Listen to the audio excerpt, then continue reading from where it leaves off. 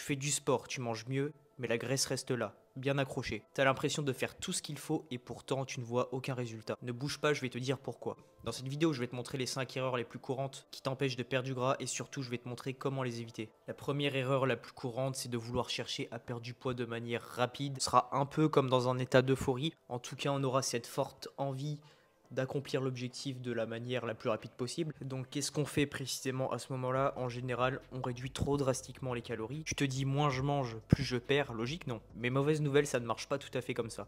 Il est indéniable que quand on veut perdre du poids, il est nécessaire de passer par une phase de déficit calorique. Donc ça veut dire que tu dois consommer moins d'énergie que ce que ton corps dépense sur toute une journée. Le problème, c'est quand le déficit est trop grand, le corps va se mettre en mode survie. En gros, qu'est-ce qui va se passer? Tu vas apporter moins d'énergie à ton corps, il aura moins envie de bouger. Donc moins de mouvement au cours de ta journée qui va se traduire par une diminution de ta maintenance calorique. Et dans les cas les plus extrêmes, on peut assister à des diminutions du métabolisme de base et à des dérèglements hormonaux. Je ne vais pas trop rentrer dans les détails pour éviter de perdre trop de monde. Ça ferait le sujet d'une vidéo entière pour expliquer comment fonctionne le métabolisme. Mais retiens bien une seule chose, un déficit de 10% par rapport à sa maintenance calorique est largement suffisant pour pouvoir sécher. Donc pour schématiser, une personne qui maintient son poids de corps à 2500 calories par jour, en gros pour pouvoir perdre du poids efficacement, je lui conseillerais de descendre aux alentours de 2250 calories. Comment connaître sa maintenance calorique? Eh bien pour ça, il existe plusieurs formules sur internet plus ou moins fiables. En général, tu vas trouver une estimation de ce que tu peux brûler au cours de la journée. C'est à toi de tester et de faire tes ajustements en fonction des résultats obtenus. La deuxième erreur, elle est également courante, c'est que quand vous les séchez, vous faites 100% d'entraînement cardio et vous délaissez complètement les activités de type résistance comme la muscu. À chaque fois qu'on va entamer une phase de sèche, on entend fais du cardio, tu brûles plus de graisse. Alors oui, mais pas durablement. S'entraîner en résistance, donc en l'occurrence en musculation, induira une prise de masse musculaire qui induira également une augmentation de ton métabolisme de base, ce qui aidera ton corps à brûler plus de calories au repos. L'autre avantage de soulever des poids est de pouvoir bénéficier d'une sécrétion optimale des hormones anabolisantes comme la testostérone et bien d'autres, qui jouent également un rôle fondamental dans la perte de gras et de la recomposition corporelle. Contrairement à la musculation, le cardio lui va produire une dépense beaucoup plus élevée mais sur un instant T, mais peut avoir par contre des effets malsains sur la perte de poids. Après une grosse séance de cardio, on peut avoir la sensation de faim qui est décuplée, donc qui nous force à manger plus, à consommer plus de calories et peut-être dépasser ses quotas journaliers. En fait, la solution, ce serait d'associer les deux types d'entraînement pour pouvoir profiter de tous les bienfaits que procurent ces deux pratiques, mais aussi des aspects bénéfiques que ça peut apporter au niveau de la santé. Une étude a d'ailleurs comparé les différents effets que pouvaient procurer les deux types d'entraînement sur des personnes en situation de surpoids. Cette étude a divisé la population en 3 groupes, donc un groupe effectuant juste des exercices d'aérobie, donc de cardio, un deuxième juste en résistance et le troisième groupe en faisant les deux types d'exercices. Le protocole a duré 8 mois, résultat, la perte en masse grasse a été 4 fois supérieure pour le groupe utilisant les deux types d'entraînement par rapport au groupe cardio. On a même perdu un petit peu de masse musculaire pour le groupe pratiquant uniquement du cardio et on a gagné quasiment autant pour les groupes qui ont fait que de l'entraînement en résistance ou les deux. Donc si tu veux perdre du poids efficacement, je te conseille de combiner les deux types d'activités. Tu peux opter pour une répartition 70% par exemple d'entraînement en résistance dans ta semaine et 30% en cardio. Tu as les activités de type cross-training qui peuvent allier les deux et ça c'est parfait si tu n'as pas trop de temps.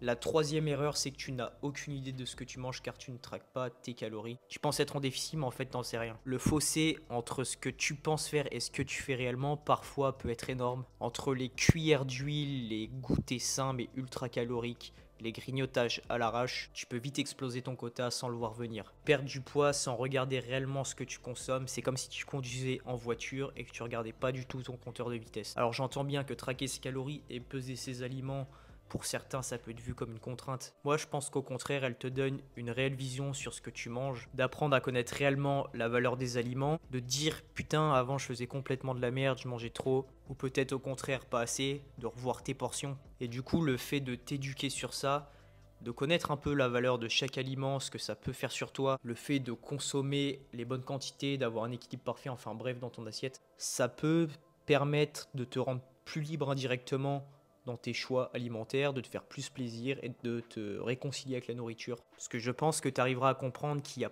pas d'aliments mauvais en soi dans 99% des cas et que finalement tu pourras t'autoriser de manger un peu de tout. Et des aliments que par exemple tu pensais bannir pourront finalement faire partie du plan.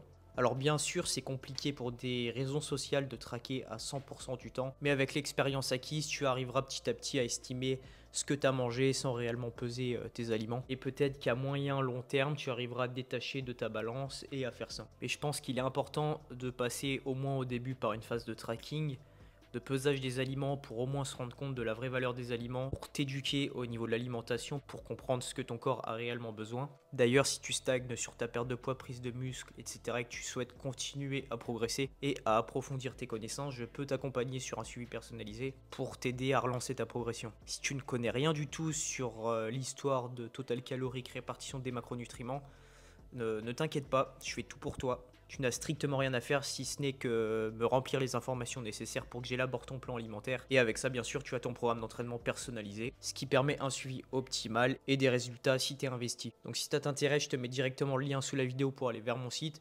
Ou alors tu m'envoies un MP sur Insta, n'hésite vraiment pas à me contacter, je suis là pour ça. La quatrième erreur, c'est que tu négliges ton sommeil et que tu es trop soumis au stress. Quand tu manques de sommeil, que tu es trop stressé, ton corps permet une hormone qui s'appelle le cortisol. C'est en gros une hormone qui te met en alerte. Et le problème, c'est que le cortisol, ce ne sera pas ton meilleur ami pour la perte de poids. Il favorise le stockage des graisses, surtout au niveau du ventre. Il facilite également les envies de sucre. Et un corps stressé ne te permet pas de faire les meilleurs choix alimentaires et te rend plus vulnérable au craquage. Le manque de sommeil nuit à ta récupération, donc si tu récupères pas assez, tu ne pourras pas te réentraîner. Donc moins d'entraînement, moins d'activité, moins de dépenses. Moins de dépenses, moins de perte de gras. Donc prends vraiment soin de ton sommeil, essaye d'adopter une routine. Voilà, tu connais les conseils de base. J'ai déjà fait une vidéo à ce sujet. Essaye de te coucher, de te lever aux mêmes horaires. Le corps, il aime bien les habitudes, donc essaye aussi de créer un cadre optimal au sommeil. Par exemple, des routines le soir avant de dormir. Évite de consommer trop de caféine. Enfin bref, il y a plein de pratiques à mettre en place pour optimiser ça. Et croyez-moi, ça en vaut la peine. Dernière erreur, et il s'agit du manque de patience. Une perte de poids, ça doit se faire sur le long terme si tu veux qu'elle soit réussie. Si tu crois qu'en commençant à perdre du poids en avril pour vouloir être au top, pour l'été, au mois de juillet par exemple, et bah figure-toi que c'est un peu tard pour t'y mettre. Si tu veux éviter les frustrations, les pertes d'énergie, les risques de fonte musculaire, je te conseille de suivre un rythme qui est plutôt soutenable, que tu adhères sur plusieurs semaines, plusieurs mois et qui est très progressif. On conseille en général de perdre entre 0,5 et 1% de son poids de corps par semaine. Donc pour une personne de 80 kg, ça fait une perte de poids estimée entre 400 et 800 grammes par semaine. Et tu te doutes bien que plus ton poids est haut, plus tu as de gras, plus tu pourras te permettre d'être agressif sur ton déficit. Pars pas non plus dans des extrêmes, hein, c'est pas ça que je dis. Et plus tu es lourd, plus tu pourras te permettre de perdre du poids par semaine. En tout cas, une phase de perte de poids, ça doit pas être vu comme un régime, mais plutôt comme une phase où tu vas mettre en place des petites habitudes saines qui vont te permettre de perdre du poids durablement. Tu dois aller chercher le poids sur lequel tu te sens le mieux, que tu te dises en fait à n'importe quel moment, ok là mon physique il me plaît, je me sens bien. Tes niveaux d'énergie sont stables, socialement tu es bien également. Ta condition physique est bonne, tu ne galères pas à monter les escaliers, à marcher. Donc on parle pas d'être écorché, la peau sur les os, ça je pense qu'il y a plus d'inconvénients que d'avantages à ça. Juste un poids voilà, qui te convient. Si tu veux approfondir tes connaissances sur la perte de poids, je t'ai préparé un e-book hyper complet qui est dispo sur mon site. Je t'apprends à travers ce livre à comprendre comment se passe réellement une perte de gras et te donne littéralement toutes les astuces que tu pourrais mettre en place, les habitudes de vie à prendre pour pouvoir enfin atteindre ton objectif. Donc je t'ai regroupé les meilleurs conseils avec l'appui d'études scientifiques, de mes propres retours en tant que coach et mes propres retours d'expérience en tant que pratiquant. Merci à tous d'avoir regardé cette vidéo jusqu'ici, n'hésite pas à me dire si elle t'a plu. Les liens pour les suivis et le e-book sont directement dans la description, n'hésite pas à aller faire un tour. D'ailleurs, pour les 5 prochaines personnes qui souhaitent rentrer en suivi avec moi pour un objectif de perte de gras, je vous offre directement cet e-book sur la perte de gras pour le début de suivi. Merci à tous d'avoir regardé la vidéo, je vous dis à la prochaine, ciao.